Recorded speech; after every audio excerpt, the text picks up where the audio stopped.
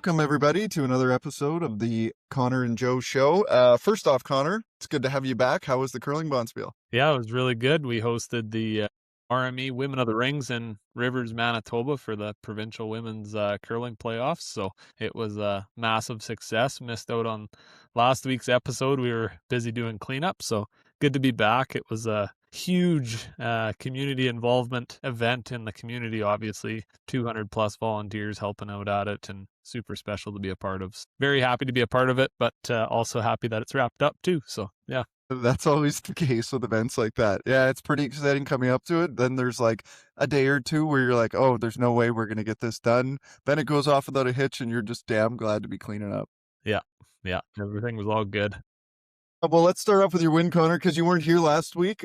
I'll give you more of a timeline. You can touch on wins last week, or how was the holidays and what was going on the holidays. Yeah, I guess to start off with the holidays, very good. We were busy.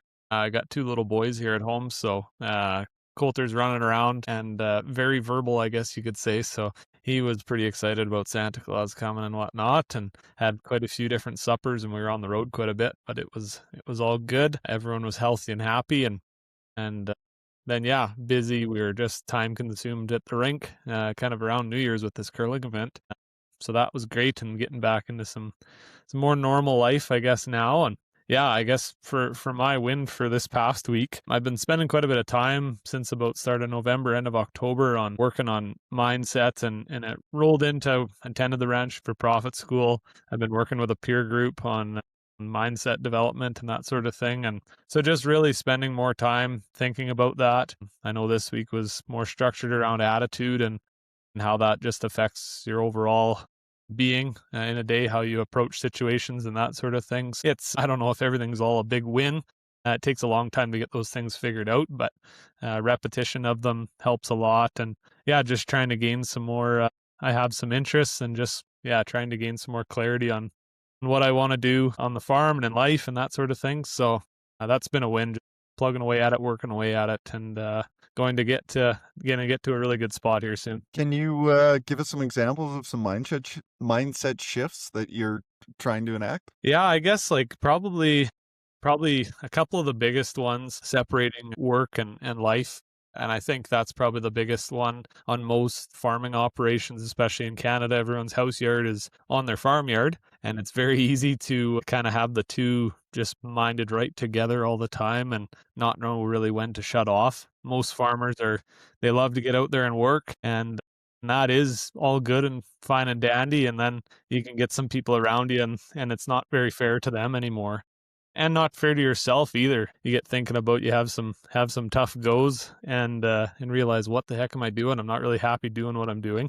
And so being able to just try and find ways to separate that a little bit more, it just, I would say, gives a bit of a spark when you get back to going to work, so that you're full of energy, and you can give it your 100% go, and then know when to shut it off, and have interests outside of the farming business. I think is super critical, and it probably just reinstates that, bringing that spark back when you are there, and knowing you're doing the best work that you can do all the time and that sort of thing. So attitude again, that was the lesson that we were working on this week in our peer group that I'm in. It was very good. It's interesting how it affects your conscious and subconscious mind, and just how things that you're around can affect it. It pretty much molds your subconscious mind, and whatever you think of, if something comes up in your life, your first reaction to it is probably going to be your end result reaction to it as well.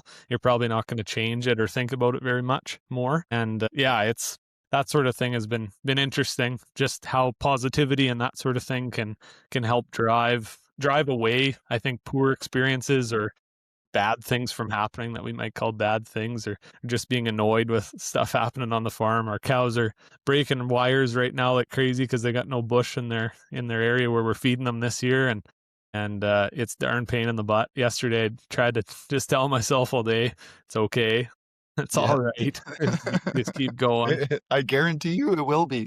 It will be, and it's darn frustrating. You feel like you're spending hours trying to fix this solution, when realistically it's a couple minutes, and just carry on with the day. So One of my favorite sayings, I don't know if you watch Rick and Morty, but it'll all be all right in the end. And if it's not all right, It's not the end. It's not the end, exactly.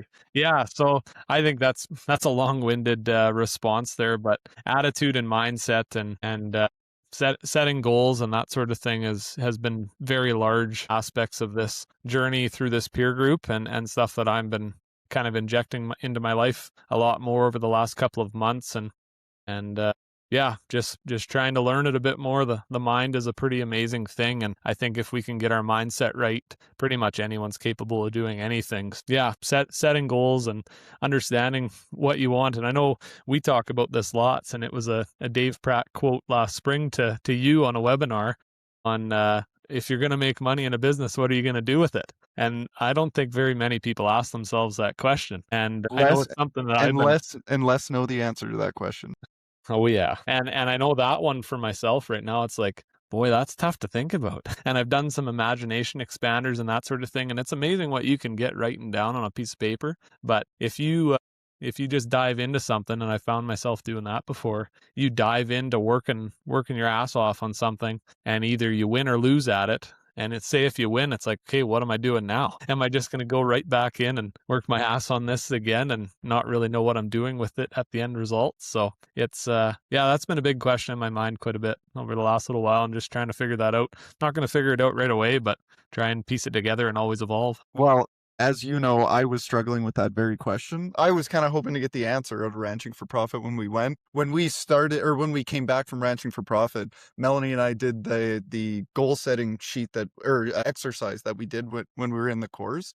And, our goals, we never talked about them, but, there's always this anxiety that like they're not going to match up. And going into the process, like Melanie was extremely anxious that like, why are we doing this? Like, I know you're going to have your goals and that's what we are going to work for.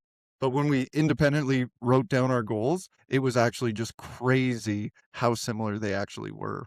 And not that it completely answered the question of what are you going to do with this money and what does your life look like, but boy, it sure starts to paint a clearer picture of, okay, my wife and I have these goals. It's going to cost this much money to do it. Now we can start picturing what the ranch looks like to be able to support those goals.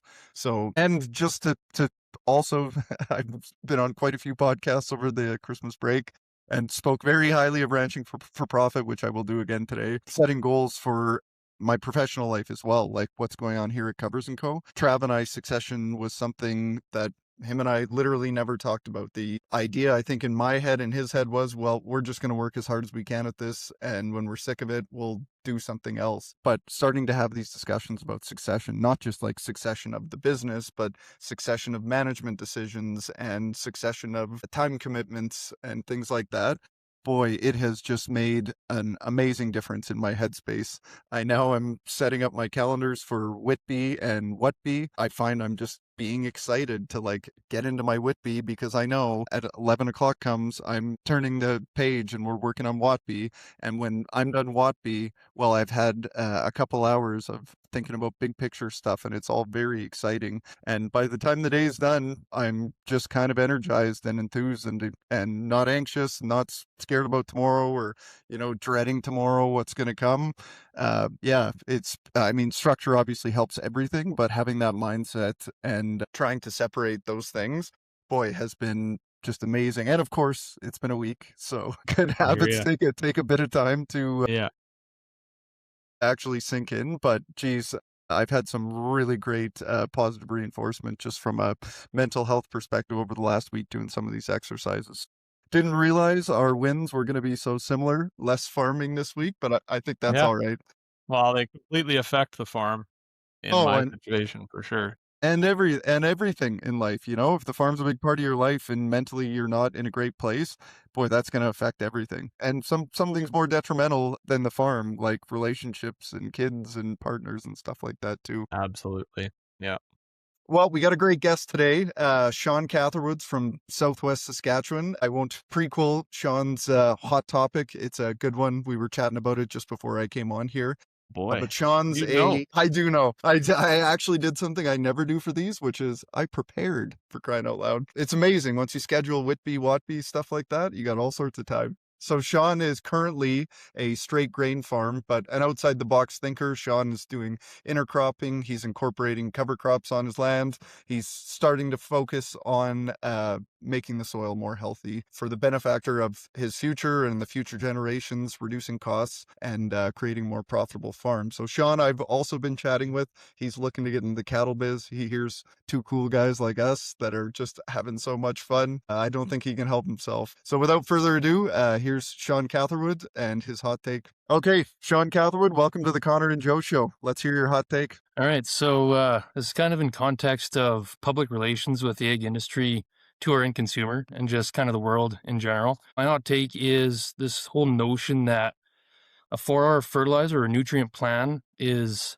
going to take us to the promised land is one of the most irresponsible things we could probably do as an industry when it comes to, trust and public trust with our industry in terms of producing healthy food and taking care of the environment around us. So that's the take. And my reasoning around why I say that is 4-hour fertilizer plan. It's been around forever. It's not a new concept. It's a set of tools that have been marketed as this, not silver bullet, but maybe the most important tool at solving a lot of the issues that ag faces in this environmental crisis, if that's what you want to call it. With things like, nitrous oxide emissions, leaching fertilizer and other nutrients into our waterways and everything like that. And following a 4-hour fertilizer plan is marketed as this set of tools that if we can get this on everyone's farm, we're going to solve the problem, right? And I think that is super irresponsible and just so far from the truth. All this does is add to the problem and kind of become a giant distraction to actually figuring out a true solution to the problem, or solutions, I should say, to the problem. And one of the biggest issues I find we face in the industry as it relates to production is the problem of compaction. And I don't care if you're, a regenerative agriculture agronomist or a conventionally minded agronomist, doesn't matter. I think we can all agree that compaction is a massive issue. And I'm not just talking like deep compaction, but that kind of shallow compaction that we see from 1 to 4 inches across every field we farm in Western Canada, and it keeps becoming a bigger problem. And I think the biggest culprit to that is the use of our synthetic fertilizers in that 4-inch zone. And I don't care how fancy of technology we apply to managing that better, it's not actually solving the problem. It's just putting a Band-Aid on it. So, yeah. So Shawn, just quickly go over what are the 4 R's. So the 4 R's are right place, right time, right source, and right rate of the fertilizer that you're using. So more than a decade older than you, Connor. When I went to university, that's exactly what the 4 R's were. Did it change much when you guys went? No, exact same. Yeah. Not gonna lie, I've never heard the term in my life. Really? Never. Well, my pushback with the 4 R's is like, especially like we just made such progress in the last even 10 years, 5 years even, on how the soil function works. And in those 4 R's, we never hear anything important that actually reduces or eliminates compaction, like carbon to nitrogen. I would say 95% of farms out there don't even realize that when they're putting, I'll pick on nitrogen here specifically, but when we're putting nitrogen into that top 6 inches or top 4 inches, it's not in a form that can be uptaken by a plant. That nitrogen needs to be, depending on the what type of nitrogen it is, it either needs to be consumed by an enzyme and the enzyme is consumed by a plant, or it needs to be consumed by an enzyme and that enzyme needs to be consumed by bacteria. I think I'm getting it right. It's been a few years since I went through this.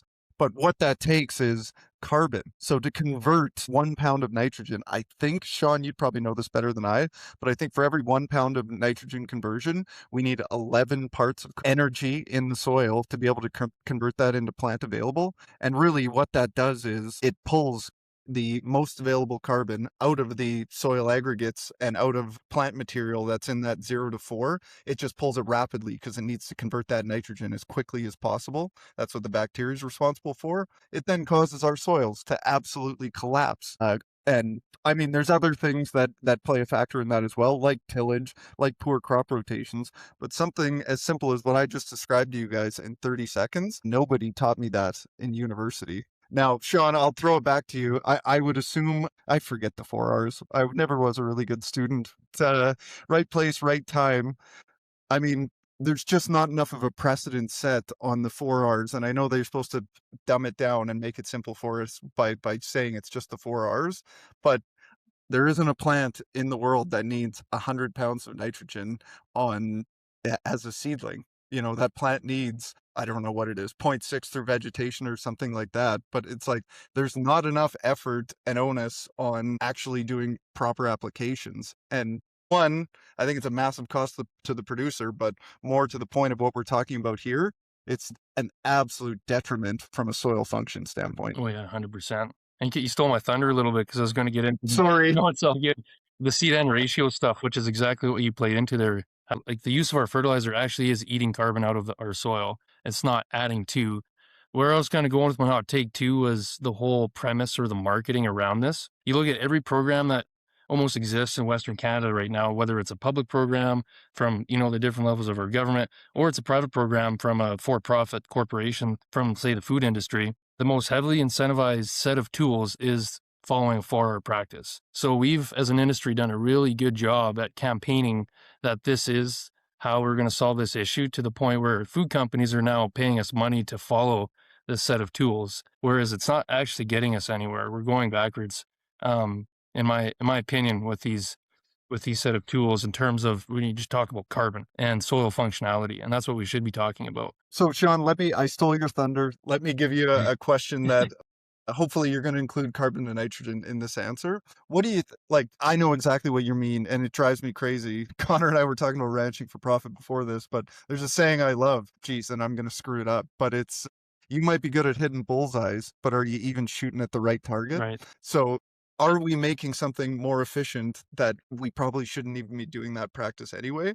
But to the point of my question, we never talk. I mean, there are some programs that are talking a little bit about rotations, but think about the difference on this subject we could make with taking our rotations from 2 or 3 years out to 5 or 6 years. What effect do you think that would have on fertilizer rates, but also really important metrics like water infiltration and soil function? Oh yeah, 100%. And I gotta admit, there are some good programs out there, for example, that are integrating things like adding cover crops to your rotation, adding perennials to your rotation. That's all really good. It just seems like it's that low-hanging fruit, and all these farmers out there that are talking with agronomists that are 4R certified. That's like step one to get into these programs, is to follow these, you know, set of principles. And all it is we're not solving the problem. We're still using fertilizer. Yeah, it's more efficiently than we probably were before. And that is a good thing. Don't get me wrong. But we're trying to solve an issue that was created by chemistry with chemistry. And that just doesn't make sense to me. I guess my question, Shawn, just not being very familiar because I'm a stupid cattle farmer, I guess. I don't know. Don't know the 4Rs, but No, no, you are. where on the where on the 4R requirement, because if I'm asking this question, probably a few other people are, like, what does that state on those apply all your fertility either in the fall time on a nitrogen side of things, or front load it fully in the springtime, same type of practice? Like, is that something they're promoting doing, or they're trying to use specific nitrogen sources that maybe prolong the release of that fertility so it's used at a later time in the period, or what does that look like just on that side of things? Yeah, no, that's a good question. Like, you know, what they often look like is some sort of improvement within any of the 4Rs. So what you mentioned is a really good example. Like maybe someone spreads a lot of their fertilizer in the fall, ahead of their canola crop or something like that. So now they're maybe incentivized, stop doing that. Let's actually bring that fertilizer to the springtime. That's banded all through the drill. You know, that's a net positive situation. Still not a great situation, but it's better than it was. So it's like, okay, we improve that. Or, you know, it could be something like changing the source. So maybe you were using anhydrous. Now you're using a melted urea that's foliar top dress, way more efficient. So that's another example. There's so many different examples within improving a 4R plan. And that is where kind of the beauty comes in. It is very complex and you can adapt it to a lot of different farms and cases. But yeah, I find it's just like if you can improve any of them, then you can become kind of eligible for this and that program. And you're not having to look at the entire picture Exactly. at the end of the day. And the Yeah, it's picture just is usually, I'm gonna stop doing follow-up application and put it all down in the spring. It's not solving the problem, no. but you're qualifying for a said program because you're doing the right thing. Yeah, it makes you feel like you're doing the right thing in the moment, which, yes, it's a step in the right direction, but we're not really solving anything really at the end of the day. Um, and a lot of the premise behind 4R, from some parts of the industry, especially the food industry, is they think it's a way to reduce the amount of fertilizer we use in total. Um, Now I've worked with enough farms and even on my own farm enough depending on what it is you're doing, that's not necessarily the case. We're using it more efficiently. We're actually adding more fertilizer to some zones and less from others. So yeah, it's more efficient, more effective, but you often don't see a complete drastic reduction in fertilizer use, which is just kind of funny on a surface level. Well, because you jack it up in the productive spots, right? Exactly. Yeah. But again, talking about the soil functionality and the actual soil health related reasons for this, it's not solving anything. No. So, Shawn, I think probably there's a few people that are watching that maybe we've talked a little over their heads. Talk about what fertilizer reduction, what it looks like on your farm, I guess where you start and where you're going. Yeah, I think, a good place to start, like we just mentioned one, if you're a farm, and when we used to be like this too, we would spread a lot just to make our seeding pass that much more efficient. So instead of doing that, we've kind of looked at splitting out our fertilizer going the other way. So you start at seeding, but you split it out going into the crop. So leveraging tools like melted urea and other carbon-based nitrogen fertilizers, put it through the leaf of the plant, is one of the most effective ways you can utilize for nitrogen fertilizer. And then, instead of giving 100 pounds of actual N to that little seedling, like you said, Joe, right at the start, and just kind of walking away from it and saying, good luck, see you later. I hope that's all the food you need. Now, just give it a little bit, get it out of the ground and then spoon feed it kind of type of situation throughout the season. Now, I know logistically that can be a challenge for some larger farms and whatnot, but that's something that we've personally seen a lot of success with. I would say smaller farms too. Like it doesn't, Yeah, larger farms, you're just covering more acres, but smaller farms, yes, it could be just a detriment, and that's another pass. And I'm not set up to do that. But yeah. I would argue though, it's like, what is the benefit cost? Because I mean, nitrogen now, like that's, correct me if I'm wrong, Shawn, I haven't priced out nitrogen in a very long time, but like we're at like $1 a pound. Yeah, not far off. So like most crops are in and around $100 an acre. And I know, Shawn, you and I have had this conversation, so you're not going to be surprised by this. But in areas that are generally low rainfall areas, I just think, I know it's a pain in the ass. I did melted urea for years or split applications of nitrogen, but if you're weighing your nitrogen cost at $100 an acre at seeding time versus $50 an acre at seeding time and waiting to 6 weeks to see what conditions are bringing, are we even going to get enough moisture to take that crop through? Or if the moisture's there, let's feed it. If the moisture's not there, well, there's no sense throwing any more inputs at that crop, because the deficiency isn't nitrogen, the deficiency is hydrogen and oxygen, That's right.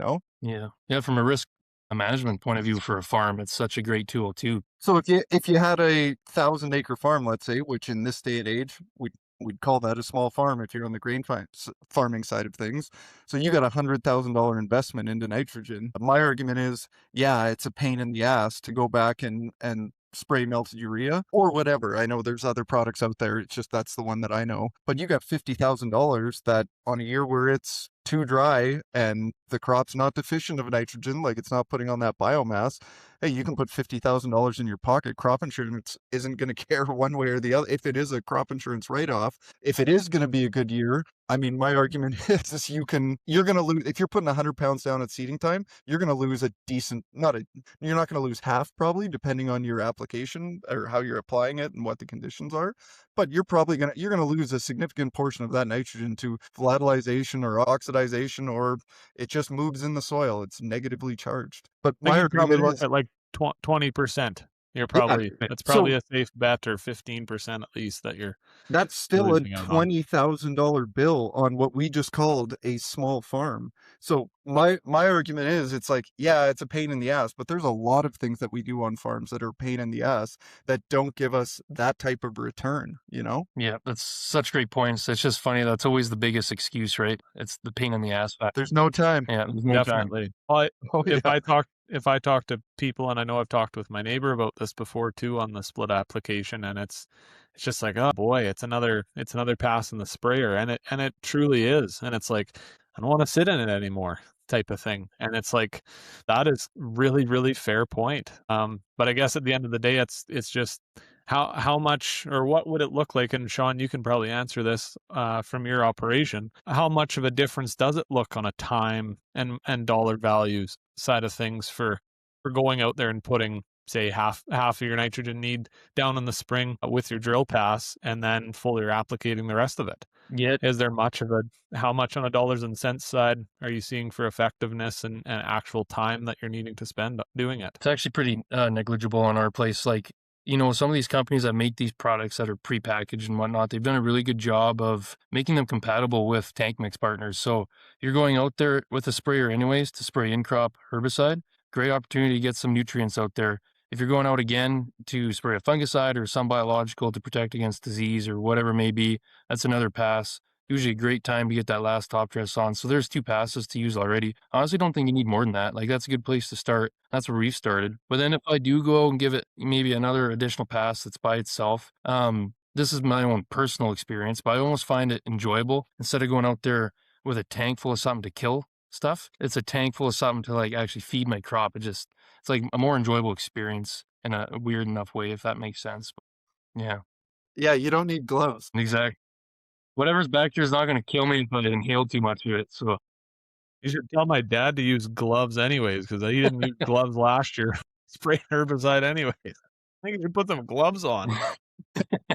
Well, you guys, as the ranching for profit principles, we are getting rid of a lot of equipment. So I'd be remiss if I didn't take this opportunity to say I've got a complete melted urea setup for sale. So if you want to just drop your ask for my number in the comments, you're interested in the melted urea. Hey, if you've been watching this long, you're a little interested in melted urea. Give me a call. I'll even tell you how it works. Shawn, final thoughts on this? final thoughts would just be, yeah, I think to really summarize the 4R plan and the movement, don't get me wrong, it is a lot better than where we used to be, when we were just kind of willy-nilly guessing at everything we did. You can't manage what you don't measure, so that kind of motto comes into play. So we're doing a really good job in agronomy right now, measuring things on the chemistry side of things, and that's still a net positive situation, and we've come a long way. I just think we need to think a little bit more outside the box and be more open-minded to other practices like investing in plants and animals to really start driving these functions instead of trying to solve solutions with chemistry, with problems that are created by chemistry. So I think that would pretty well sum it up for me. Make a better system rather than just keep slapping on band-aids. That's right, essentially. Yep. I would say that sums it up pretty good. Well, Shawn, thanks for your time. Thanks for your thoughtful insight as always, and appreciate you coming on. Thanks for having me, guys. Appreciate it. Thanks, Shawn.